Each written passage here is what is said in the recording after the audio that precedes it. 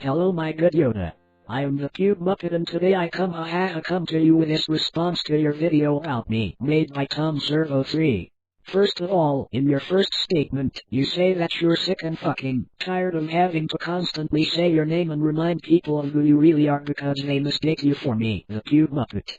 Yes, I understand where you're coming from. I too am mistaken for you on a constant basis. I almost used your identity to get satisfaction at one point, but then I realized how disgusting of me that would be, even for a low-life insect like myself. You may not think I have any honor or any kind of honesty in my body, Yoda, but that would be wrong of you to assume. A true pookie faggot would never go around masquerading as another pookie faggot. But even if people mistook me for you, I could still never ever get satisfaction anyway due to the fact that me and my pubic family are cursed to never have satisfaction. For that, I apologize publicly for people idiotically mistaking me for you and I plan to have that corrected to the public as soon as possible, because I'm fucking sick and tired of being mistaken for you as well. If you think I'm lying, then I won't force you to believe me.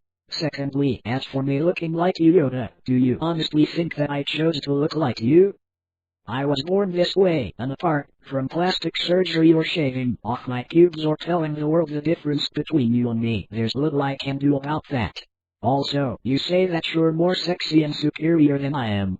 I'll give you credit that you're a sexy pookie stud and a kinky slut, according to you, and I can admit I'm not the world's most homosexual organism, nor am I the sexiest pookie faggot in town. I just say that because I want some homosexual satisfaction that faggots like you and Drew Pickles get on a constant basis, meanwhile I'm on the outside looking in. I also know that I haven't cleaned my pubic hairs in what has been years, but that's because I love the smell of orgies with my pubic family still on my pubic hairs. It's what keeps me going in the vain attempt of getting me satisfaction. Without their support, I would have suffocated myself with my amphibian penis long ago. As for getting around, well, I do have a body, but as you might have guessed, my body is actually overshadowed by the shit ton of pubic hairs that I have growing around me. You can't see my body, but it's there. Thirdly, I know my sex life sucks. Drew Pickles' mastodonic 300-mile-long PP penis, but did you really have to rub it in? I get enough of that shit from Drew and the Barney Bunch. I shouldn't have to get it from you too. It's bad enough I can't get homosexual satisfaction on my own merits, but to rub it in is just a huge asshole move, and not the swell kind of asshole move either. Fourthly, you also say I talk a lot. Well no shit, Captain Obvious. If I have a voice box, why the fuck shouldn't I use it to let people know of my unreasonable demands? Sometimes I even annoy myself with my talking. Fifthly, you say that I'm a loud-mouthed retard that has no reading comprehension. My good man, I may be an eager dumbass who does the same stupid shit over and over again, but I can promise you that I'm able to read the fucking signs on a store or some other establishment, but the thought of being overly excited and hopeful at the thought of satisfaction causes me to miss those signs. It's only when my hopes are crushed that I go back and read the signs. Sixthly, I don't always chant, "Oh sexual pain," like a fucking broken record. If you watch any of my past escapades, you might find that out for yourself. I do it most of the time, but not always.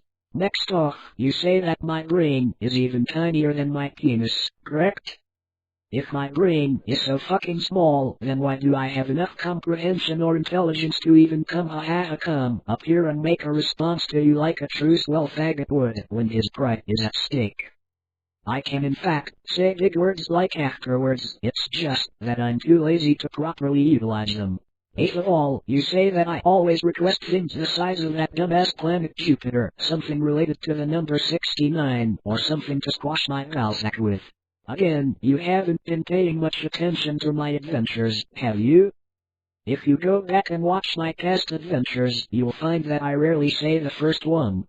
On and off again, I'll request something related to 69, but I will concede that you've got me on asking for things to crush my penis or ballsack. Then you go off to say how I will ask them for the outlandish or outrageous shit and usually I'll get denied. Once again, you are correct on this, but try being in my place for a minute. You're a person who's hated by his own kind and can never get satisfaction. When you go into a store, you're so excited that you don't care about whether or not they have the items on sale, right? Besides, let's assume, for the sake of argument, that they do have what I want. Remember when I went to the liquor store, only to be stopped by Barney? So yeah, even if they had what I requested for, I still wouldn't get satisfaction, because of dick moves made by Drew and the Barney Bunch. Then when they tell me, I'm sorry sir, but I'm afraid I don't have what you want, then don't I have the right to get pissed off and tell them to fuck off and let me be? Besides, I can't hear them when they say they have the things I wanted shoved up their asses. Before you sing, you decide to end it all off with by saying I should be getting fucked 69 times up the shitty green asshole. Don't you think I fucking tried that? Also, I've already addressed the part about you being better than me at being a swell poopy faggot. Then you end off singing, which I can't really respond to, and it made me bust a nut all over the place. So Yoda, I'm very sorry to have put you through this shit. Can you forgive me?